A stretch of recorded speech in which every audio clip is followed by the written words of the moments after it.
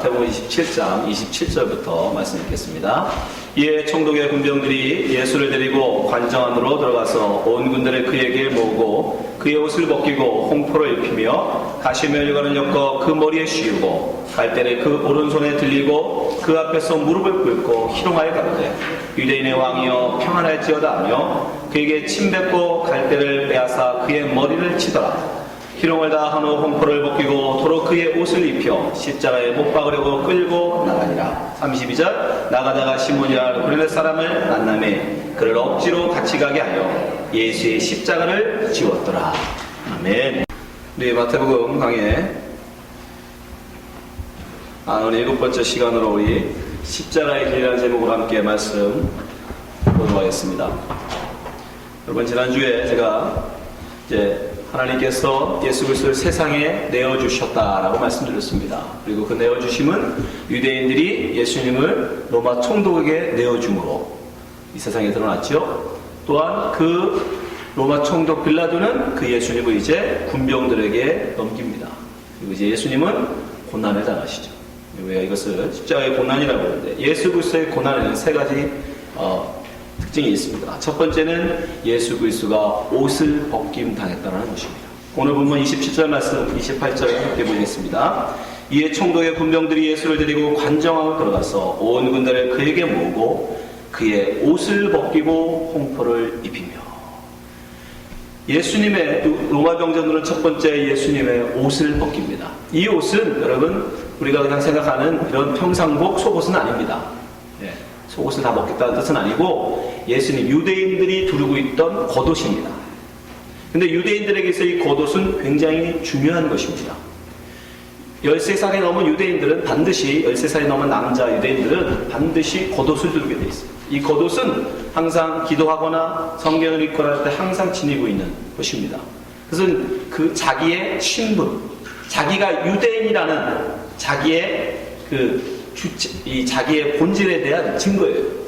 근데 지금 로마 군병들이 바로 그것을 벗겨버리고 있는 거예요. 이방인과 유대인을 구별하는 것, 그것이 바로 유대인들 남자들이 들고 있던 겉옷이었어요. 근데 그것을 로마 병정들이 벗겨버리는 거예요. 여러분들 이해하기 쉽게 말씀드리면, 옛날에 우리나라 일제강점기에 일본 사람들이 한국 사람들을 일본 사람으로 만들기 위해 산 게 뭐예요? 창씨개명이었죠. 모든 사람의 성을, 한국 사람의 성을 일본식 이름으로 다 바꾸라고 하게 됐어요. 그리고 또는요, 머리 두발령을 내렸어요. 길게, 우리 조상들은 머리를 길게 길렀죠. 이 부모가 물려주신 머리를 자를 수 없다고 해서 상투를 두르고 길게 길렀는데, 일본은 강점기에 그것을 어떻게 합니까? 다 자르도록 합니다. 단발령을.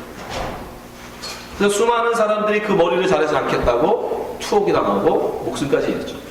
그런 겁니다. 강제로 이 한국 사람들의 머리를 자른 것처럼 지금 로마 군병들이 유대인 예수님의 겉옷을 벗겨버리는 거예요. 그것은 바로 유대인과 이방인을 구별하는 그 예수님의 그 유대인으로서의 그 본질을 벗겨버려요. 그리고 그에게 뭘 입혀요? 홍포를 입힙니다. 홍포는 뭐냐면 망투예요, 망투. 지금도 그렇지만 여러분, 왕들, 당시의 왕들, 고귀한 사람들은 다 뭘 두르고 있어요? 망투를 두르고 있었어요. 그리고 망투는 그 당시에, 그 옷은 특별히 그 당시에 신분을 상징합니다. 그러면 아무나 돈 있다고 자기가 원하는 아름다운 색깔로 망투를 입을 수 없었어요. 예를 들어서 우리나라 같은 경우는, 우리나라는 왕이라 할지라도 왕복을 무슨 색으로는 못해요? 노란색으로는 못합니다. 왜요? 그건 황제만 입는 색이에요. 그거 아세요? 그래서 조선의 왕의 왕복은 여러분 노란색이 없어요. 그거는 중국의 황제만 입는 색입니다. 그 입는 것 자체가 반역이에요. 그래서 조선의 왕은 붉은색. 그러니까 아무리 자기가 힘이 있다 할지라도 그 신분에 맞는 옷이 있었단 말이에요. 당연히 다른 사람들은 아무리 자기가 고위 관료를 할지라도 역시 왕이 입는 붉은색을 입으면 안 돼요. 그처럼 그 당시는 그 옷이 그 신분이었어요. 그러니까 지금 예수님을 유대인의 왕으로서 처형하는데 당신의 그 옷이 합당하지 않다는 거죠. 그래서 로마 병들은 자기들이 두고 있던 그 망투라도 걸치라고 지금 예수님한테 두르고 있는 거예요. 그러나 여러분, 정말 우리에게 필요한 참된 고귀하고 가장 가치 있는 옷은 뭡니까? 여러분 아시죠? 뭐죠? 예수 그리스도가 우리에게 벗어준 의의 세마포. 하나님의 백성에게 가장 고귀하고 거룩한 옷은 여러분 수백만 불, 수천만 불짜리, 심지어 어떤 사람들은 그죠?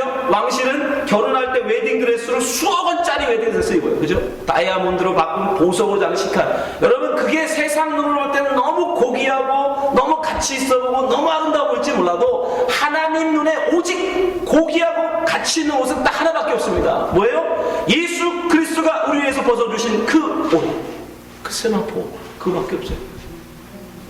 근데 세상은, 로마 병정들은 그 옷을 발견하기도 해요. 계시록 19장 7절 말씀 보십시오. 우리가 즐거워하고 크게 기뻐하여 그에게 영광을 돌리세. 어린 양의 혼인기약이 이르렀고 그 아내가 예비하였으니. 그 아내가 누구면? 우리지요. 성도, 교회입니다.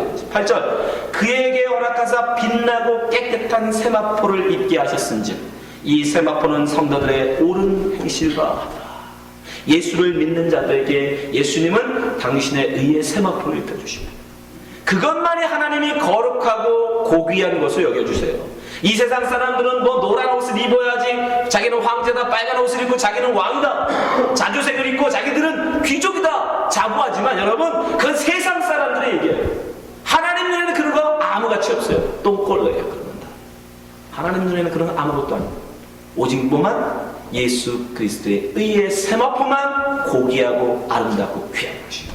근데 세상은 그걸 모른단 말이에요. 세상은 그걸 오히려 벗겨버려요. 그리고 홍포를 입으라는 거예요. 예수님이 당하신 두 번째 고난은 무엇입니까? 가시 멸관을 쓰셨다는 것입니다. 본문 29절 한번 말씀 보세요. 29절. 가시 멸관을 엮어 그 머리에 씌우고. 예수의 옷을 벗겼던 그들은 이제 가시로 면류관을 만들어서 예수님한테 씌웁니다. 면류관이라는 것이 무엇입니까, 여러분? 면류관은 영광입니다. 영광. 그래서 자기의 영광, 자기가 많은 돈을 가지고 많은 이 부가 있음을 과시하기 위해서 사람들은 어떻게 해요? 다른 사람들은 엄두도 몰래 엄청나게 많은 금 보석으로 장식된 왕관을 만들었죠. 그렇죠? 네. 자기의 영광을 과시하는 거예요. 근데 예수님이 쓰신 왕관은, 그 면류관은 어떤? 가시 면류관이라는 거예요. 가시 면류관. 근데 그 가시는 무엇입니까? 창세기에 보면 가시는 여러분 저주의 상징. 아담과 하와가 하나님 앞에 범죄하고 하나님의 저주로 말미암아 땅이 내어놓은 것이 바로 가시와 엉겅퀴. 창세기 3장 17절 보세요. 아담에게 이르시되 내가 내 아내의 말을 듣고 내가 너더러 먹지 말라 한 나무 실과를 먹었은즉 땅은 너로 인하여 저주를 받고, 땅이 저주를 받습니다. 너는 종신토록 수고하여 그 소산을 먹으리라. 18절. 그 저주받은 땅이 무엇을 내놓습니까? 땅이 내게 가시덩굴과 엉겅퀴를 낼 것이라. 가시는 저주의 상징이에요. 세상 로마 병정들은 예수에게 가시 면류관을 씌워둘 겁니다. 세상은 면류관은 영광이요, 부러움이요, 부의 상징인데 예수가 쓰신 면류관은 저주의 면류관입니다. 여러분, 그러나 예수님이 진정한 이 땅에 참된 영광을 받으시기에 합당하신 분입니다. 계시록 5장 12절 말씀 보세요. 큰 음성으로 가로되 죽음을 당하신 어린 양이 능력과 부와 지혜와 힘과 존귀와 영광과 찬송을 받으시기에 합당하도다. 아멘. 여러분 동의하십니까? 근데 세상은 동의하지 않는다는 거예요. 세상은 오히려 예수를 저주받은 자, 저주받은 자, 그 예수님을 향해서 찬송과 존귀와 영광을 받으시기에 합당하신 그 예수에게 세상은 저주의 면류관을 씌워주더라는 겁니다. 모든 사람들이 부러워할 그런 금면류관이 아니라. 네. 마지막으로 예수가 어떤 고난을 당하십니까? 예수님은 갈대를 그 오른손에 쥐어줍니다. 29절 말씀 보세요.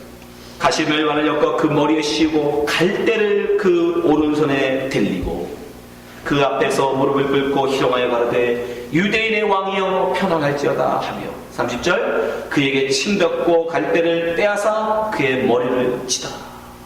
이 갈대는 무엇을 상징합니까? 왕이 들고 있는 홀을 상징합니다.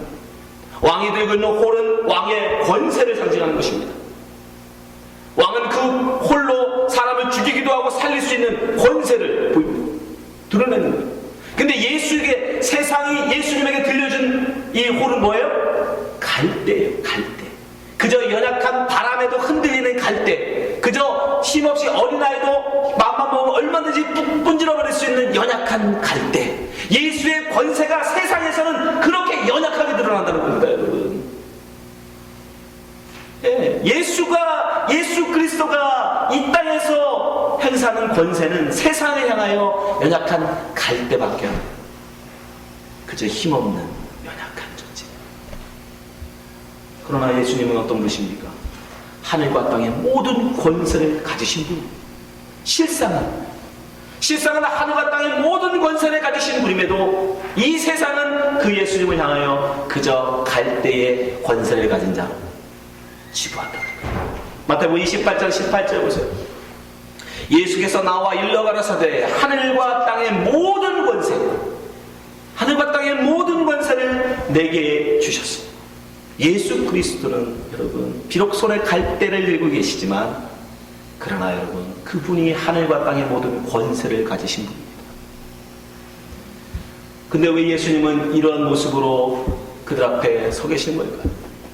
예수님은 모든 존귀와 찬송과 영광을 받으시기 합당하신 분이고, 예수님은 하늘과 땅의 모든 권세를 받으신 분이고, 예수님이 입으신 그 옷이 진정 가장 거룩하고 존귀한 옷임에도 불구하고 예수님은 왜 그것을 그들에게 설명하거나 변명하거나 증명하지 않으시나요?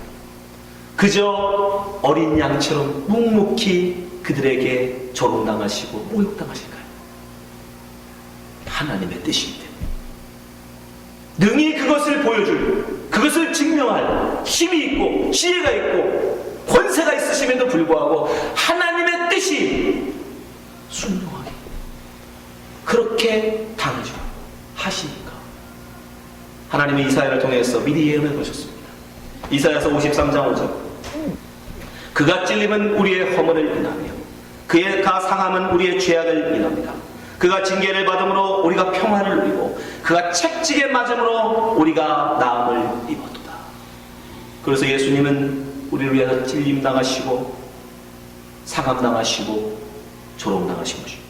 채찍 맞으시고 6절 우리는 나 양 같아서 그를 행하여 각기 제 길로 갔거늘.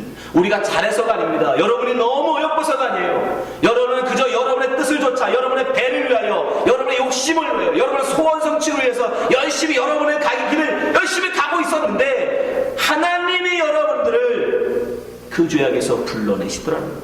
각기 제 길로 갔거늘 여호와께서는 우리 무리의 죄악을 그에게 담당시키셨다. 7절 그가 곤욕을 당하여 괴로울 때에도 그 입을 열지 아니하였으며 마치 도상으로 끌려가는 어린 양과 털 깎는 자 앞에 잠잠한 양같이 그 입을 열지 아니하였도다. 그가 곤욕과 심문을 당하고 끌려갔으니 그 세대 중에 누가 생각하기를 그가 산자의 땅에서 끊어지는 마땅히 형벌을 받은 내 백성의 허물을 인함이라 하였으리요. 아무도 모르더라는 겁니다.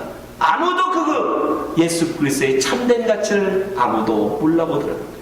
9절 그는 강포를 행치 아니하였고 그 입에 괴사가 없었으나 그 무덤이 악인과 함께 되었으며 예수님은 강도들과 함께 죽으셨어요. 그 묘실이 부자와 함께 되었다. 아니면 요셉 그 부자의 묘에 예수님을 묻히십니다. 1.1억도 없이 예수님은 하나님께서 하라 하신 이사야 선지자를 통해서 예언을 하신 그 말씀 그대로 살아내셨어요.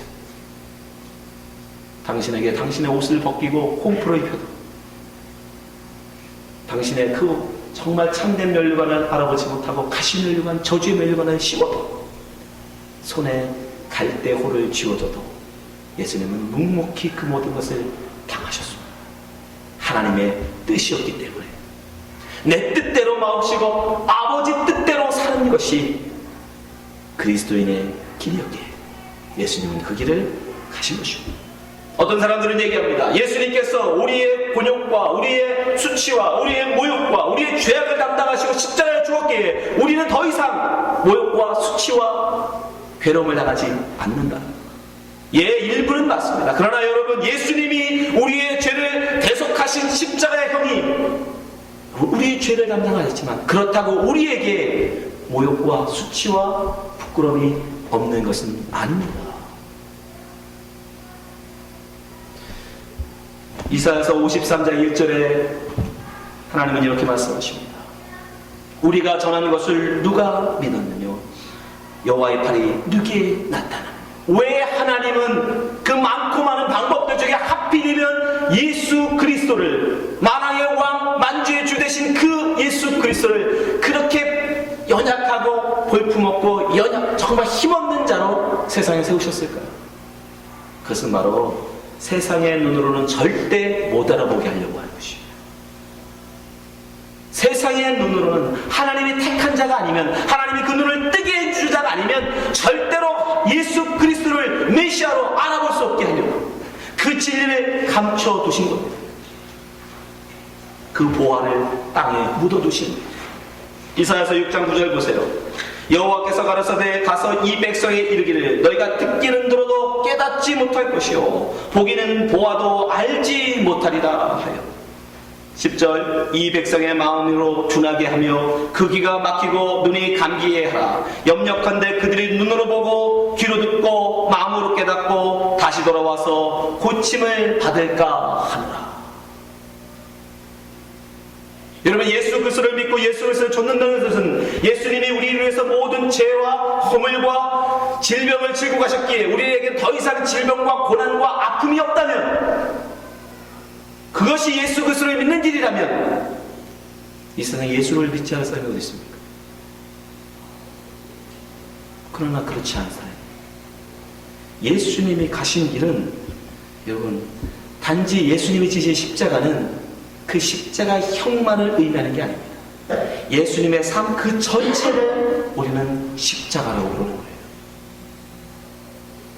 십자가는 단지 사람을 죽이는 형틀이 아닙니다. 십자가는 곧 천국 백성의 삶의 원리입니다. 도마가 예수님한테 묻습니다. 우리가 어디로 가야 합니까? 우리는 길을 모르겠습니다. 요한복음 14장 5절 도마가 가로되 주여 어디로 가시는지 우리가 알지 못하거늘 그 길을 어찌 알겠었나이까? 그 예수님께서 말씀하시죠. 요한복음 14장 6절 예수께서 가르치되 내가 곧 길이요 진리요 생명이니 나로 말미암지 않고는 아버지께로 올 자가 없느니라. 그 예수님께서 가신 길, 그 길만이 우리에게 생명의 길인데, 그 예수님의 가신 길, 그 길이 무슨 길이에요? 바로 십자가의 길이라는 겁니다. 세상은 말하죠. 세상은 적자생존이라고 말합니다. 이 세상은 적자생존의 세계라고. 강한 자만이 살아남는 세상, 약육강식의 세상, 강한 자가 약한 자를 삼키는, 잡아먹는, 또 인과 응보의 세상이라고 얘기합니다. 반드시 어떤 결과는 어떤 원인에 의해서 드러나는 것이다. 다른 말로 하면 뿌린 대로 거둔다는 것. 네가 한 만큼 노력한 만큼 거둔다는 것. 그러나 여러분, 이것은 세상의 원리입니다. 하나님 나라, 천국, 예수 그리스도께서 세우신 그 하나님 나라의 원리가 아니에요. 하나님 나라의 삶의 원리는 무엇입니까? 십자가예요. 적자생존이 아니라 오히려 강한 자가 약한 자를 살펴주는, 돌봐주는, 섬겨주는 세상. 그것이 하나님 나라의 원리. 원인이 꼭 있어야, 뭔가 잘하고 뭔가 잘해서 구원을 받는 것이 아니라, 우리는 그저 제 갈 길을 가고 있었음에도 불구하고, 아무로 하나님을 찾거나 하나님을 부르지 않았음에도 불구하고 하나님의 무조건적인 은혜로 우리를 부르시는 은혜, 거저주시는 사랑, 그 은혜, 인과응보가 아닙니다. 여러분들이 뭔가 저 예수님 믿는 사람보다 특별해서 예수 믿고 여기 와 계시다 생각하지 마십시오. 그냥 하나님의 은혜로 불러내신 거예요. 우리가 뭘 하기도 전에, 우리가 이 땅에 태어나기도 전에 하나님이 여러분을 택하시고 부르셨어요. 그게 하나님 나라의 원리예요. 뿌린 대로가 아니라 뿌리지 않았음에도 거두게 하시는 은혜. 그것이 하나님의 원리. 그 사랑과 그 은혜를 우리는 뭐라 불러요? 십자가라고. 그래서 예수 그리스도가 가신 내가 곧 길이라는 그 길은 바로 십자가의 길인 거예요. 나에게 한 대로 갚는 것이 아니라 거저 베풀어주는 은혜로 내 이웃을 내 몸처럼 사랑하며 섬겨주며 당해주며 속아주며 가는. 여러분, 나라만 바뀌어도 그 왕조만 바뀌어도 그 삶의 원리를 바꾸라고 얘기합니다. 조선, 고려가 멸망하고 이제 조선이 건국될 때 고려는 불교를 숭상하는 나라였어요. 호국불교였어요. 불교를 믿는 것 자체가 애국이었어요. 근데 조선이라는 나라가 서면서 이시왕조가 들어서면서 불교를 이제 탄압하고 국교를 유교로 만들고 선택을 해야 돼요. 똑같은 영토, 똑같은 백성들인데 왕조가 바뀌었을 뿐입니다. 근데 그 삶의 원리가 바뀌어버렸어요. 이제 조선 사람으로 살고 싶으면 불교를 버려야 돼요. 유교를 믿어야 돼요. 불교를 계속 고집하면 그는 조선이라는 새 나라에 살 수 없는 겁니다. 그는 탄압받을 수밖에 없어요. 핍박받을 수밖에 없어요. 여러분, 하물며 이 세상이 아닌 저 하늘나라, 예수 그리스도가 세우신 새 나라, 새 천국의 백성이 삶의 원리가 이 세상과 똑같다는 게 말이 됩니까? 왕조만 바뀌어도, 나라만 바뀌어도 삶의 원리가 바뀌는데 하물며 이 땅의 원리로 적자생존, 약육강식, 인과응보의 원리로 여러분 세상을 살지 마십시오. 그건 하나님의 나라 백성의 삶의 원리가 아닙니다. 하나님 나라의 삶의 원리는, 하나님의 나라 백성들에게 원하는 하나님의 삶의 원리는 십자가예요. 그래서 예수님께서 우리에게 뭐라고 말씀하십니까? 나를 따르거든 십자가 지고 오라고 하십니다. 마태복음 16장 24절 말씀 보세요. 예수께서 제자들에게 이르시되 아무든지 나를 따라오거든 자기를 부인하고 자기 십자가를 지고 나를 좇을 것이니라. 세상의 원리에 대한 부정이 있어야 됩니다. 인과응보, 약육강식이 아니고 자기 부정이 있어야 돼요. 그것이 아니라 이제는 사랑과 은혜의 십자가의 원리, 그 십자가를 지고 쫓아가야 하는 것입니다. 그러나 여러분, 그 십자가 지고 가는 게 어떻게 넉넉하겠습니까? 쉽겠습니까? 세상은 세상이 십자가를 뭐로 조롱합니다. 십자가를 보면서 침을 뱉어요. 십자가를 보고 비웃습니다. 근데 어떻게 그 십자가 길을 가냐고요? 오른밤을 때리는 자에게 어떻게 왼밤을 돌려야 되냐고요? 오리를 가져가는 자에게 어떻게 십리를 가져냐고요? 겉옷을 달라는 자에게 어떻게 속까지 벗어줍니까? 쉽지가 않죠. 그래서 하나님이 우리의 그런 삶을 근데 포기하지 않으신다. 우리의 마음으로는 여러분 십자가 못 쫓아갑니다. 예, 저도 못 가요. 절대 우리의 마음의 의지로 여러분 십자가 쫓아가려고 하지 마십시오. 못 쫓아갑니다. 그래서 32절이 붙어 있어요. 여러분 32절 한번 같이 읽어보겠습니다. 32절 시작. 나가시다가 시몬이라 구레네 사람을 만나매 그를 억지로 같이 가게 하여 예수의 십자가를 지웠더라. 자의로 십자가를 지지 못한다는 거예요. 우리는 스스로 회개하고 돌아와서 내가 십자가 지고 예수님 쫓아갈게요 할 수 있는 사람은 아무도 없다는 겁니다. 어떻게? 억지로. 예, 십자가가 우리에게는 여러분 자의적인 게 아니에요. 하나님의 강권입니다. 하나님의 역사예요. 왜요? 세상의 눈으로 볼 때 십자가가 결코 좋은 게 아니에요. 복이 아닙니다. 저주라니까요. 연약함이라니까요. 고린도서 1장 18절 보세요. 십자가의 도가, 십자가의 길이 멸망하는 자들에게는 미련해 보인다고요. 어리석어 보인다고. 어떻게 오리를 가진 자에게 십리를 주고 꾸고자는 게 아낌없이 다 꺼주고 오른밤을 때리는 자에게 왼밤까지 돌려드립니까? 미련한 거 아닙니까? 세상의 원리로 적자생존에 보면 미련한 거예요. 근데 그렇게 하라는 거. 왜요? 구원을 얻는 우리에게는, 하나님의 백성에게는 하나님의 능력이기 때문에 이걸 우리 스스로는 못 갑니다. 그래서 하나님 어떻게 하세요? 성령을 통해서 여러분을 띠띠워 강제로 억지로 끌고 가신다. 끌고 가신다. 요한복음 21장 18절. 내가 진실로 진실로 내게 이르노니 젊어서는 내가 스스로 띠뛰고 원하는 곳으로 다녔거니와 네 마음대로 네 소원대로 살았다. 그러나 늙어서는 예수를 믿고 나서는 하나님의 백성이 된 이후에는 성령 받은 이후에는 내 팔을 벌리리니 하나님 나 의지 없습니다. 나는 더 손들었습니다. 마음대로 하세요. 팔을 벌리게 한다는 거예요. 그리고 어떻게 합니까? 남이 성령이 내게 띠띠우고 원치 아니하는 곳으로 데려가리라. 이게 우리의 삶입니다. 여러분. 네, 여러분 반드시 하나님께서 여러분 하나님의 백성으로 택하셨으면 이 세상의 원리로 살게 놔두지 않으신다고요. 하나님의 백성답게 억지로라도 띠띠워서 십자가 지워서 끌고 가신다. 반드시 끌고 가신다. 이 세상은 십자가를 향해서 조롱합니다. 이 세상은 십자가를 바라보면 저주합니다. 이 세상은 십자가를 향해서 연약한 것이라고 미련한 것이라고 손가락질합니다. 그러나 우리는 믿습니다. 예수 그리스도의 의의 세마포만이 진정 우리가 입어야 될 세마포임을, 거룩한 옷임을. 계시록 19장 13절. 또 그가 피 뿌린 옷을 입었는데 그 이름은 하나님의 말씀이라 칭하라. 하늘에 있는 군대들이 희고 깨끗한 세마포를 입고 백마를 타고 그를 따르더라. 이 세상에 여러분 홍포를 두려워하지 마십시오. 이 세상들의 자주옷, 그런 귀족이 두르는 그런 옷 여러분 두려워하지 마십시오. 우리는 예수 그리스도의 의의 세마포를 입어야 하는 것입니다.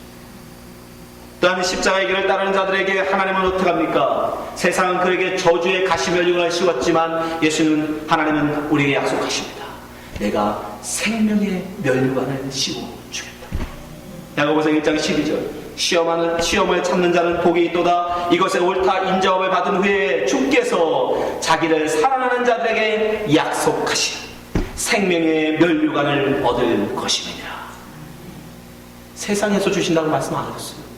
이 세상에서 여러분 우리는 저주의 가시면류관밖에 못 씁니다. 그러나 하나님이 천국에서 예수 그리스도께서 그 하나님의 나라에서 우리에게 생명의 면류관을 씌워주십니다. 마지막으로 주의 십자가의 길을 묵묵히 따라가 순종하는 자들에게 어떻게 합니까? 이 세상은 연약한 갈대호를 그에게 주어줬지만 하나님은 우리에게 열골 다스릴 권세를 주신다고 약속하셨습니다. 누가복음 19장 17절. 주인이 이르되 잘하였도다 착한 종이여 내가 지극히 작은 것에 충성하였으니 열골 권세를 차지하리라. 여러분 이 약속의 말씀을 믿으시기 바랍니다. 이 세상에서는 정말 너무 연약하고 보잘것없는 십자가의 길이지만 그러나 그 십자가의 길을 순종하고 돌아가면 반드시 주님께서 우리에게 생명의 멸관을 열고 고를 다스릴 권세를 의의 세마포를 우리에게 입혀 주실 것입니다. 그러나 이것은 힘든 일이에요. 그 성경은 이것을 뭐라고 얘기해요? 고난이라고 얘기해요. 성도들이 당할 고난. 그러나 인내하십시오. 참으십시오. 왜요? 우리의 주인 예수님께서 그 길을 참아 인내하심으로 가셨기 때문에. 히브리서 12장 1절. 이러므로 우리에게 구름같이 둘러싼 허다한 증인들이 있으니 모든 무거운 것과 얽매이기 쉬운 죄를 벗어버리고 인내로서 우리 앞에 당한 경주를 경주하며 2절. 믿음의 주여 또 온전케 하시는 예수를 바라보자. 저는 그 앞에 있는 즐거움을 위하여 십자가를 참으사 부끄러움을 개의치 아니하시더니 하나님 보좌 우편에 앉으셨느니라. 예수 그리스도께서 하나님의 뜻이기에 모든 것 잠잠히 순종하셨듯이 십자가의 길은 우리 예수 그리스도의 우리를 향한 뜻이기에 우리는 잠잠히 순종하며 인내하며 십자가의 길을 가야 하는 것입니다. 그것이 비록 힘들지라도, 그게 비록 세상으로부터 손가락질 당할지라도, 세상으로부터는 조롱을 당할지라도, 여러분 억지로라도 주님의 이끄심에 순종하여 십자가의 길 걸어가시기 바랍니다. 그러나 예수 그리스도의 그 은혜를 알면 알수록, 왜 예수 그리스도께서 십자가를 지시고 가시는지 그 대속의 은혜를 알면 알수록 그 십자가는 우리에게 가벼워집니다. 하나님을 알면 알수록 그 사랑의 은혜를 알면 알 만큼 그 십자가는 우리에게 가벼워지는 것입니다. 여기 사랑하시는 성도 여러분, 십자가의 길로 가십시오. 세상에 속지 마십시오. 우리는 오직 십자가의 길, 예수 그리스도께서 가신 그 십자가의 길로 갈 때만이 참된 생명, 구원을 얻을 수 있습니다. 다 같이 기도하겠습니다. 하나님 아버지, 우리에게 생명의 길, 구원의 길을 보여주심에 감사합니다. 예수 그리스도의 십자가의 길을 우리에게 허락하여 주심에 감사합니다. 비록 지금 아직은 우리가 연약하여 억지로 하나님 십자가를 지고 가지만, 그러나 우리가 주님의 은혜를 알아서 참으로 성숙한 신앙 되어져서 하나님 즐거운 마음으로 십자가 지고 주님 족게 하여 주시옵소서. 예수님 이름으로 기도합니다. 아멘. 138장 찬송가 138장 찬송하시면서 준비하신 예물을 주님 앞에 드리도록 하겠습니다. 찬송가 138장입니다.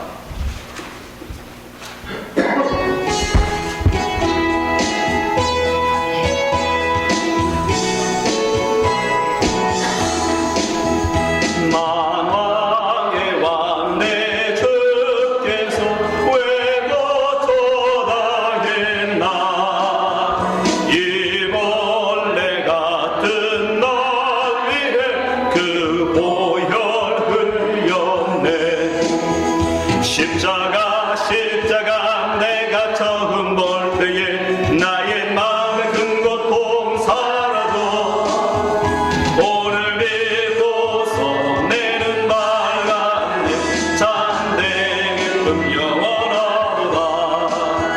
주 십자가 못 박힌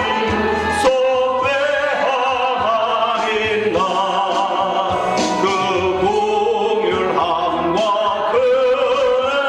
말할 수 없도 십자가 내가 처음 볼 때에 나의 마음에 큰 고통 사라져 오늘 믿고서 내는 밝았네 참되게 그 영원하도다. 늘 울어도 그 그늘에 갚을 수 없네. 나 주님께 못 맞춰서 주의 인수 십자가 내가 처음 볼 때에 나의 마음에 큰 고통 사라져 오늘 믿고서 내는 밝았네 참되 기쁨 영원하도다. 들어주 예물을 기도하겠습니다. 하나님 아버지 감사합니다. 하나님 앞에 예배드릴 수 있는 은혜 주심을 감사드리며 하나님 앞에 정말 우리를 하나님의 백성으로 불러주시니 감사합니다. 주님, 정말 이 땅에 많은 사람들이 돈 없이 살 수 없다고 얘기합니다. 그러나 우리는 하나님 아버지 이 세상을 돈으로만 사는 것이 아니요 마치 하나님의 은혜로 삶을 고백하기를 원합니다. 이런 물질이 없어 돈이 없어 힘들고 어려웠을지라도 그러나 하나님이 없으면 영원한 생명이 없기에 힘들고 어려울지라도 주 앞에 하나님 예수 그리스도 믿고 믿음으로 순종하며 이 세상을 승리하며 살게 하여 주시옵소서. 하나님 주님께서 언제나 붙잡아 주시고 우리의 필요를 따라 날마다 공급해 주심을 믿사오며 예수님 이름으로 기도합니다.